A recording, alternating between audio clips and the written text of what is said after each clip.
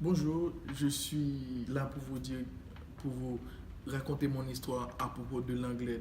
Donc du coup, pour l'année 2019, j'ai décidé d'améliorer mon anglais parce que j'ai réalisé que c'est un handicap de ne pas pouvoir parler l'anglais correctement, de ne pas pouvoir comprendre la personne qui est en face. Donc, pour ce faire, j'ai décidé d'écouter des podcasts tous les jours et j'ai aussi décidé de regarder mes séries aussi en anglais, donc c'est sous-titré anglais, même si je ne comprends pas tout.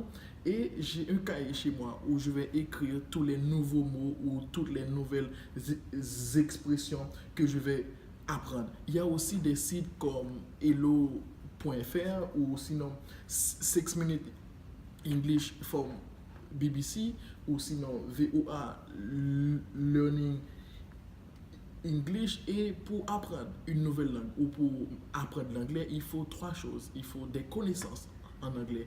Par exemple, travailler son vocabulaire. Par exemple, travailler le prétérit, le passé simple. Et aussi, il faut aussi la confiance en soi, en fait.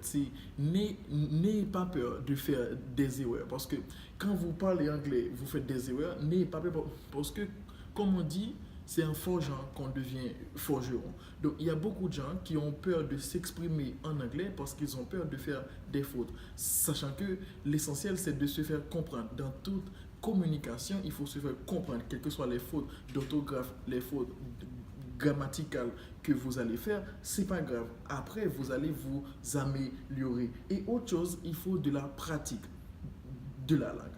Donc, comment pratiquer son anglais? Donc, déjà, moi, j'ai mis tous mes réseaux sociaux en anglais. Mon téléphone, il est en anglais. Mon ordinateur, il est en anglais. Donc, une des choses, c'est d'essayer de penser en anglais. Je me réveille le matin, je vais essayer de penser en anglais. Je mange, je pense en anglais. Je dors, je rêve en anglais.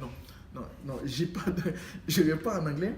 Mais il y a une autre chose, en fait, c'est toutes les semaines, je vais rencontrer une personne qui parle anglais dans un bar ou dans un restaurant, histoire de pratiquer. Et tous les lundis, je participe à des cafés langues, en fait. Parce que c'est deux choses pour pratiquer une langue. C'est soit on part dans le pays où on parle anglais ou un pays où on parle la langue que vous voulez parler, ou sinon vous essayez de rencontrer des personnes qui parlent cette langue. Parce que c'est très frustrant de ne pas pouvoir comprendre quelqu'un. Comment moi, je fais de la danse, je croise une jolie dame qui danse très bien, mais elle parle anglais. Comment exprimer mes sentiments, hein?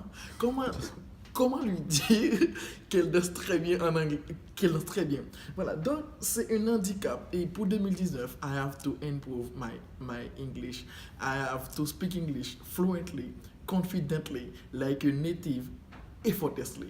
Donc, si vous voulez me rejoindre dans ce challenge, voilà, n'hésitez pas à me rejoindre. Et comme j'ai dit, j'ai promis en décembre de faire un live Facebook en anglais. Pendant 30 minutes, Jojo will be speaking English et pendant toute la durée de ce live Facebook. Donc, dites-vous que rien n'est impossible du moment où vous l'avez essayé. Et comme on dit, je ne perds jamais. Soit j'apprends et soit ou je gagne.